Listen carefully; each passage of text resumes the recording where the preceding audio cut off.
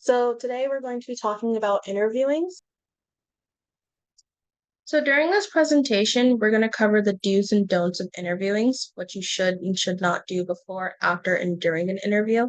We're going to talk about how you can prepare for the interview and what are the typical protocols for the interviewing process. And then we're going to go over professional interviews, which are questions asked by employers in the workforce. We're going to talk about how you can approach those questions. And finally, we're going to talk about medical school and graduate school interviews, the typical question asked by the interviewers, and then how to approach those questions with confidence.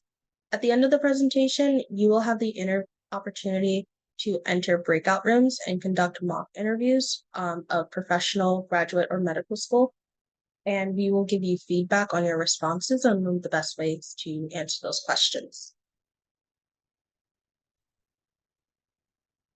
So, what are the do's and don'ts of interviewing? First, you want to show up early, about 15 to 20 minutes. This allows you time to get to your interview spot. It gives you time to get water, drink, go to the bathroom if you need to. And if you don't have to do all of those things and you're someone who's like, it's really easy for you to find places, still show up early just so that you can, calm your nerves and go over your resources again so that you can be, the best version of yourself and the most confident for doing the interview. Make sure to ask questions during the interview or after the interview. Typically at the end, they'll ask you, like, do you have any questions for us? You want to come up with 1 to 2 questions just to show your eagerness for the position and show that you really put a lot of thought into the position. Types of questions that you could potentially ask are, what are salary range for this position? What is the work environment at this company like? Or something to that nature, whatever it is that you wonder about the job, I would recommend asking them.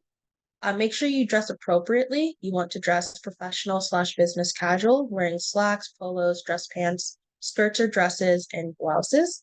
You don't want heels to be more than 2 to 2.5 inches, and make sure that you know how to walk in those heels. If you don't, just wear flats, it's okay.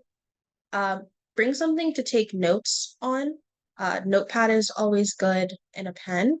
Um, I use a phone, honestly, and I've never had responses. Because what you want to say before you start taking the notes is, do you mind if I take notes? That typically lets them know that like you're eager, and it just makes you look good to be doing that, as well as for your own records, so that you're aware of what was said and during the interview. Make sure, and this is most important, to research the company or college before you apply or before the interview. Don't show up not really knowing anything about the company or the school's like values and mission statements, because they're going to ask you about those things during the interview. When they say what makes you a good candidate, you're going to refer back to that research that you've done. So what you don't want to do during an interview is reciting a script or having like pre-planned answers and answering in a robotic form. Like you're a person and a human. So you want to convey that to the interviewer and just be honest about yourself and your experiences and potential shortcomings that you may have. Don't dress casually. You don't wear jeans, a t-shirt, or tennis shoes. Don't wear like really bright colors, unless the job you're applying for is like fashion or has a relation to like being really fashionable in how you dress. Uh, don't have your phone on. A lot of people make this mistake and accidentally leave their phone on, and then we'll get like either a phone call, a text, or just like a notification during the interview, and it doesn't look good. Just like for my phone, it's like a funky like notification. So if that happened during an interview, that's embarrassing. And then most of the time it's a YouTube notification. So I would be like, oh, sorry, my favorite streamer is streaming right now. That's why I got that notification. I didn't turn my phone off. That doesn't look good. Don't interrupt your interviewer. Um, if they say something incorrect, you could say like, oh, excuse me, but da da da da da, but don't talk over them. Wait your turn to talk. And don't, and most importantly, don't speak negatively about prior employers or coworkers. That makes you look bad. It doesn't make them look bad, because their thought process is going to be like, A, you're a negative person. Even if you aren't, that's just how it comes across. And then B, if you leave their company, then you're going to badmouth them. And no one wants to be badmouthed.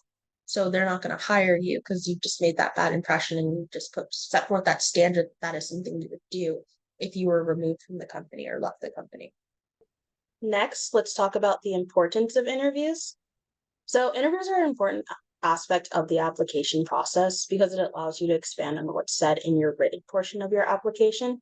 It also allows the interviewer to like humanize you and get an idea of who you are as a student, employee, and as a person versus the more technical things that you put on paper. A really great resource that ASU gives is Big Interview.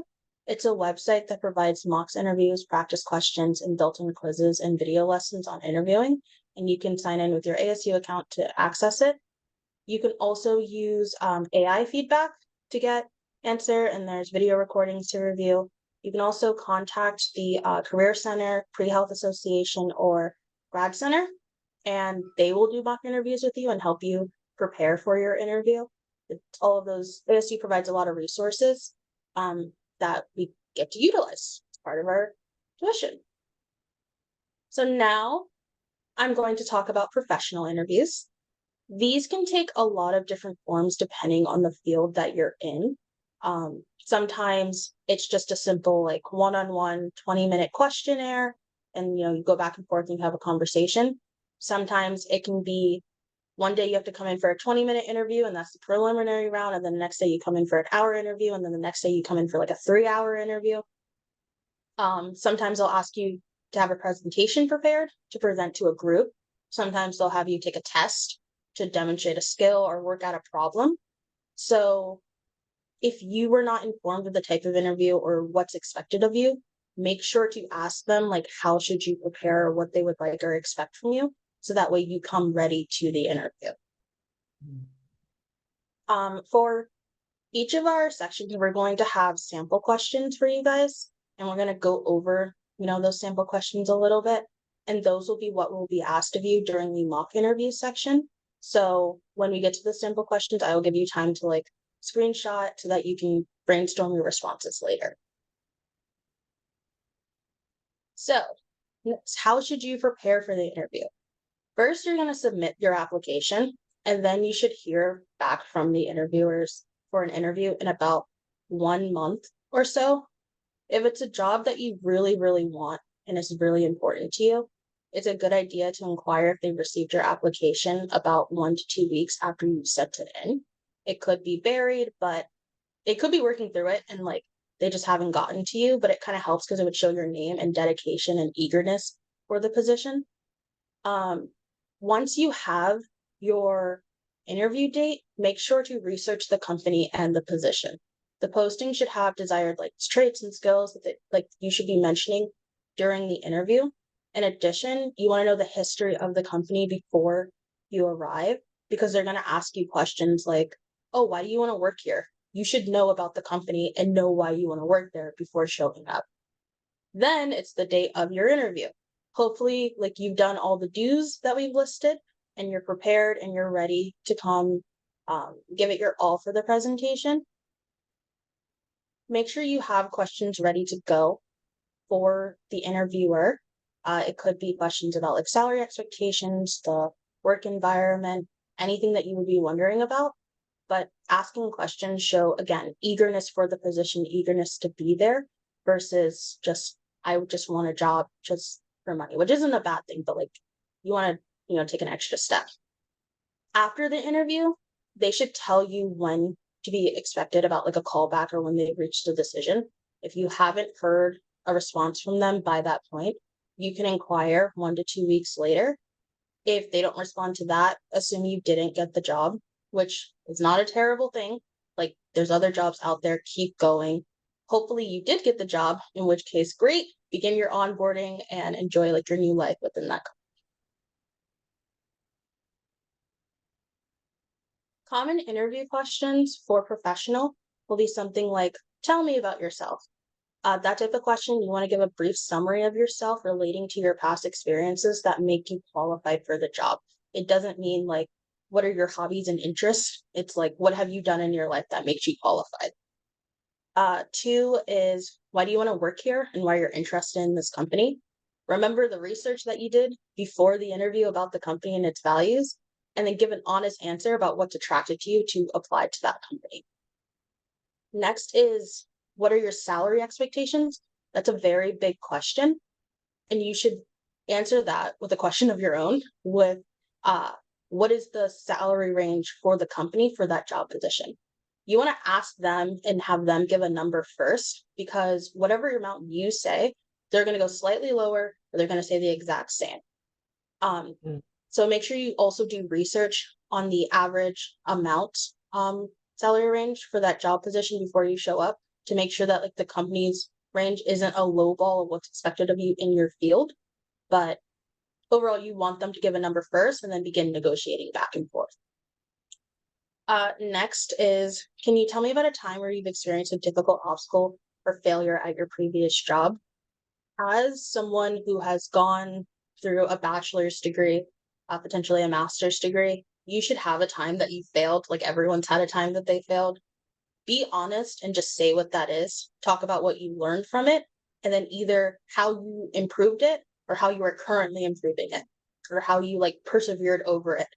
The point of that question is basically, how do you take failure? Failure is a part of life. They want to make sure that when things go wrong while working with them, you're not just going to like crumble up or run to your supervisor and be like, oh my God, I don't know what to do. That you are proactive in solving situations and solving problems. The next is, what is your greatest weakness? That's a very like kind of annoying question for people to answer sometimes. Everyone has a weakness. The way that you answer is by giving a weakness that you have and then how you are improving it. So, like, for example, I procrastinate a lot. So, in a job interview, I would say, well, I have trouble with procrastination, but I set time reminders, I have a calendar, I have to-do lists, I have ways to keep myself accountable to make sure I don't do that. That shows that you're able to self-reflect on yourself and weigh your strengths and weaknesses. And if you do have a weakness, you don't just allow it to exist. You are proactive with solving again a problem. Mhm. The sixth is, what kind of working environment do you work best in? I would say give an honest answer about that. Don't just say what you think they want to hear, like, oh, I like working in a fast-paced environment, but you don't like working in a fast-paced environment. Because more often than not, that's going to be the environment of the workplace, and then you're going to be miserable there. So say what you actually mean so that they know whether or not you would be a good fit for the company, and not just take someone on who's like hearing what they want to hear and then you get there and then you're miserable. You don't want that. Um, does anyone have any questions so far about professional interviews? You can put it in the chat or unmute your mic.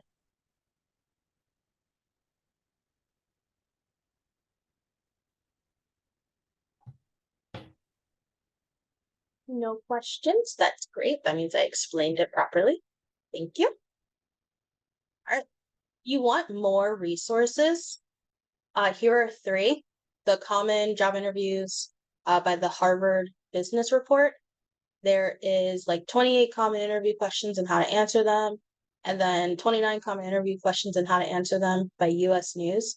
It's really good to like just look at those sites, see how people kind of want you to answer things sometimes, what format to answer them, and then you can duplicate that in your interviews. So next, we're going to talk about medical school. Medical school interviews are very difficult and very time consuming. They can differ a lot depending on the school.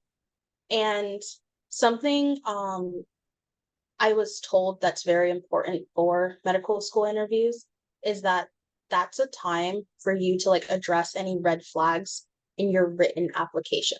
So if you don't have the highest GPA or you failed a class, your interview is the time to explain that and not provide excuses, but provide honest reasons on what happened and how you are improving your situation.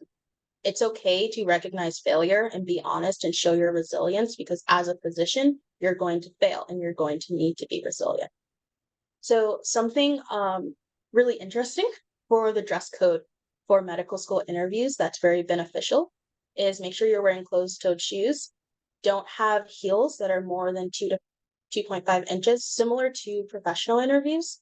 But something really like interesting is you should wear blue to your medical school interviews because research shows that blue is a more memorable color and like they associate that with you. So for medical school interviews, they're interviewing like hundreds of students. You want to stand out. Most people are going to be wearing black. So if you wear a blue, you're going to look better and it's easier to be like, oh, that interviewer who wore blue was really interesting. Another really good resource for medical school is an AAMC subscription with MSAR that lets you look up interviews and the types of interviews before showing up. If they extend an interview to you, remember what you said in your primary and secondary applications. They're going to ask prelim questions about your goals and about your research in reference to your applications and into your CV. So one type of interview for medical schools are multiple mini interviews. These are normally about 2 hours long. They start with a small group discussion with the faculty or senior medical student, and then they're going to ask you questions to assess your fitness for the program. MMIs are normally like scenario and ethics questions to understand how you're going to perform and think as a physician. A fun fact, sometimes they'll even have actors come in pretending to be patients so that you demonstrate how you would act as a physician to show empathy, to show your awareness of human interaction, to being able to like communication style. So be prepared for that. Each school says what type of interviews they are. If it's a multiple interview, it's going to tell you. If it's a traditional interview, they're going to tell you. There's also a test that some medical students take to test your empathy, where you would answer a prompt through video and then send it in. You can opt in to take it, and it can sometimes boost your application because, it adds to who you are as a physician. Physicians need to be empathetic. The other type of interview is traditional interviews. This is more like a one-on-one or with a panel where they ask you specific questions about the application that you submitted. So make sure that you're reviewing your application materials before you show up for the interview. These questions, again, this is your time to say, when you have possibly failed, some discrepancy in your application. They will ask you questions about who you are. They'll ask you scenario questions. They'll ask you about current medical news and how aware you are of medical ethics as well. So just make sure you study a lot and like you're really prepared for it, which I'm going to talk about. So the best way to prepare for your medical interviews, again, review your applications, review the school's website, look at their mission statement, look at their values, look at what they're proud of, and use that to highlight your experiences during the interview. Another thing that you want to do is look at the scheduling and costs. Medical school interviews are a very big expense. They don't cover your travel, they don't cover your housing. So make sure to schedule your interviews early in advance and make sure that you're budgeting properly for your interviews. Look up hotel and travel award programs and inquire if a program has a virtual interview option for you. Basically, if you can't afford to go to the interview, it's kind of pointless to start practicing for the interview because you can't go. And then next, make sure you do a lot of mock interview practices. All ASU students are able to contact ASU pre-health advising for mock interviews in a traditional interview format. For multi-interview format, you can ask some of your mentors or try and arrange something with the pre-health advising with other pre-med students to try and make sure you prepare for that as well. So, common questions that might be asked of you during a medical school interview is, one is, for example, how do you think COVID-19 has highlighted health disparities? This doesn't necessarily mean COVID-19, but something that has happened currently in medical news, and how has it highlighted health disparities? If you're not aware of how specific diseases or events can affect certain populations differently, how are you going to be able to appropriately help them? And that is something that refers to people of like different genders, race, culture, religion. And sometimes due to those things, there's a different response whenever like a medical event would happen. Next is, are there any medical specialties you're interested in and why? most students who apply to medical school have an idea that, oh, I want to be a surgeon, I want to be a pediatrician, I want to be a pathologist. You should have a reason for why you want to do that and detail why you're interested in it and the benefit of that specialty and why should they accept you into that specialty eventually. Number 3 is, are you aware of the current controversies in medical ethics? So the way that you would want to answer this question is taking the controversies, like let's say vaccinations. You want to describe both sides of the issue and then give how you would confront dealing with that if it arose while being with the patient based on research based answers, right? So there are patients who are anti-vax. You're going to have to deal with that as a physician. How are you going to deal with that? Number 4, if you had taken an additional gap year between now and medical school, what would you do? The point of this question is to basically evaluate yourself and any potential weaknesses that might be in your application, and then say what you would do during that time, basically to improve your application, right? So if you feel like you don't have enough patient contact, say, oh, well, I would volunteer with the hospital more. Or let's say you may like care about a certain organization and say like you would volunteer with them to get more experience with certain groups. All of those are good. It's just more like a self-evaluation type of question.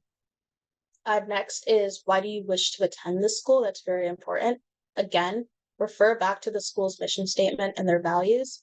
If you're interested in rural medicine, the school should specialize in rural medicine. And then you can say, I'm interested in rural medicine because of XYZ. Your school does that.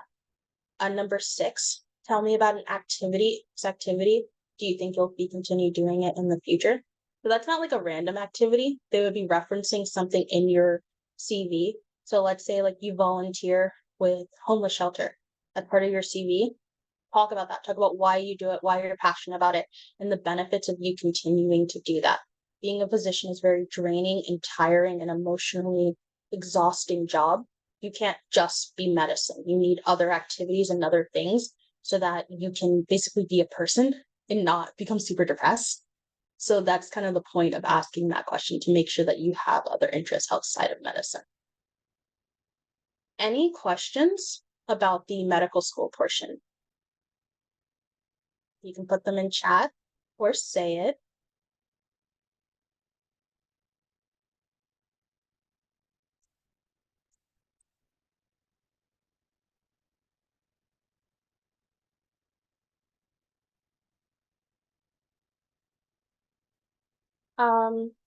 Great. Oh, did someone? Yeah, it was accidentally DM'd, so that's why I typed it. Sorry. Nope, Oh, it's okay. okay. So for them, I could go back. Okay, I'll answer the question at the end. And touch back on it. So if there's resources for medical school as well, a lot of resources actually, with the CAPD, the Princeton Review, the American Association for Physicians, all of those, any of those websites, you can go on there and they'll have examples of like types of questions that would be asked, how to answer those questions, and then give ways that you can prepare for mock interviews. Next, we're going to be talking about graduate school. So graduate school interviews are normally meeting with current faculty at the school or graduate students. And then some programs may have you like interview with the director and then current grad students and then 3 to 4 faculty. But almost no matter what, you're meeting with a faculty member, at least one. So something that is kind of different from medical school and professional interviews is that grad schools will have interview weekends where they invite you to come interview for literally a weekend, like 1 to 2 days. If your interview is in person, you would attend for multiple days with all expenses covered by the university. The point of the grad interviews aren't just for you to go there and be like to impress them. They're also supposed to be impressing you. And for like, say, a PhD program, you're going to be there for 5 to 6 years. So they invite you in person. So then that way you can evaluate, like, is this somewhere I want to be for 5 to 6 years? Yeah.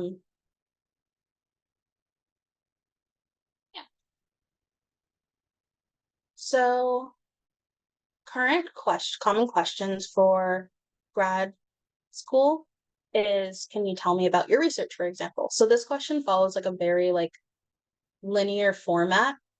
You want to talk about the overall lab goal, your contribution, why it wasn't important, and then the next steps for the research.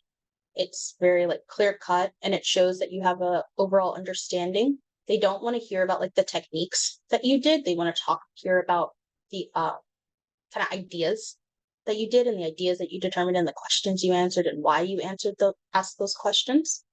So next would be like, what are your research interests?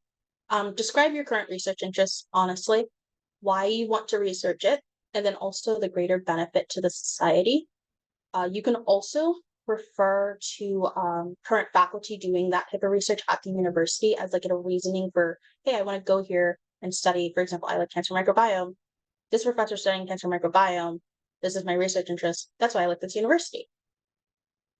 Next is 3. What aspects of the important is of greatest interest to you and why? Again, similar to medical school, similar to a professional interview, you should have done research on the school before going.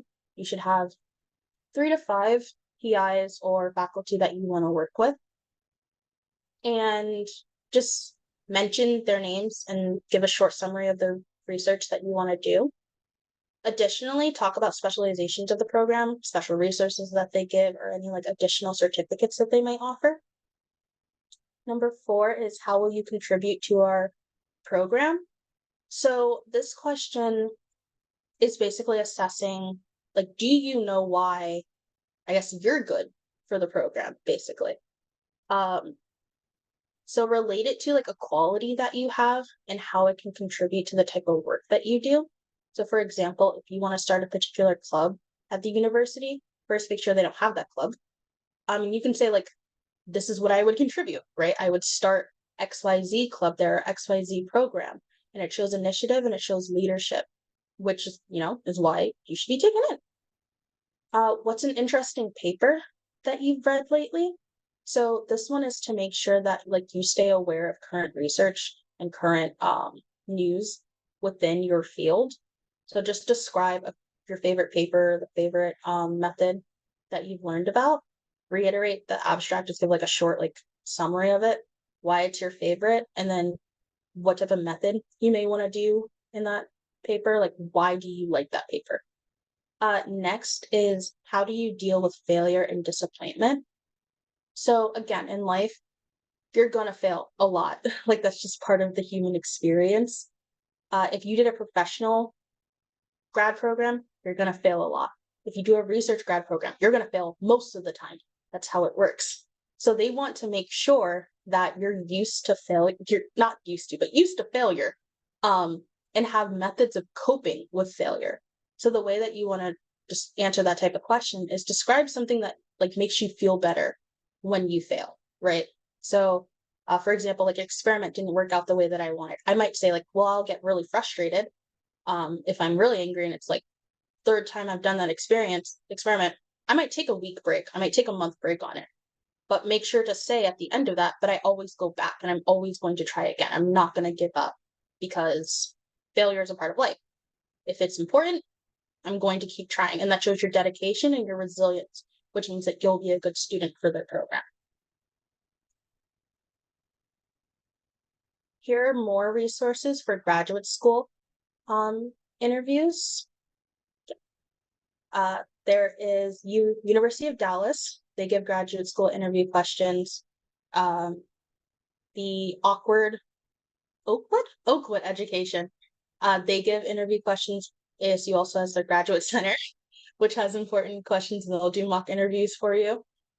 So yeah, there's a lot of resources out there. Sometimes you just have to like dig for them a little bit. Any questions about graduate school interviews? Again, you can put it in the chat or ask a question.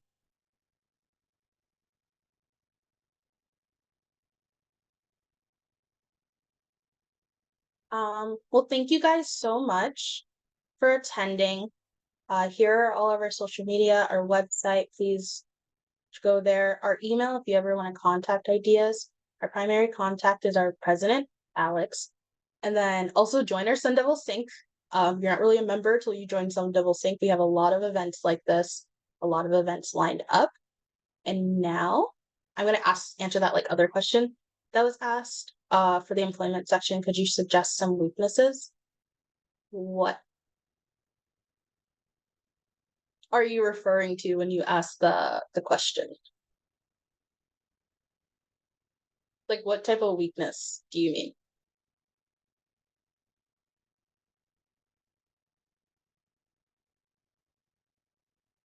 I can go back to that slide too that I think you're referring to. Professional school. So I think potentially you might be referring to like the common interview question, and it's like, what is your greatest weakness? So an example would be like for me, right? I'm awful with procrastination. Like that is what I do, right? I wait till the last minute a lot. And that's just how like I work best, if that makes sense.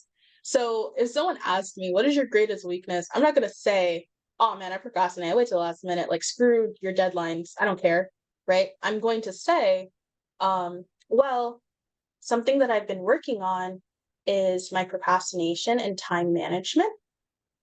I never miss deadlines. However, sometimes I can get overwhelmed by large projects. The way that I deal with that is by having I itinerary a calendar to keep track of my responsibilities, as well as a to-do list, multiple reminders, and alarms to keep on track. I also like to have weekly check-ins with in this case it would be graduate school. So I would say like I prefer to have weekly check-ins with my research mentor in order to keep me accountable, as well as having like group study groups so that I can be collaborative with my peers and there's peer accountability. Like that's how I would answer that question, give or take. And you You say, attended.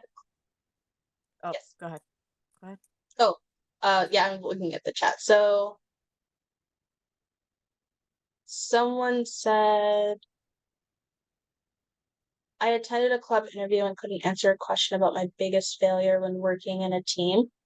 So for that, like you could say, you don't work in teams often. Hopefully you have, you know, and you can basically, the idea of that question is to evaluate like how you work in a team. So for me, I guess my biggest failure when I work in a team is like sometimes I like dominate, right? Like I have an idea and I want to push my idea out, and I can sometimes forget other people need to contribute as well.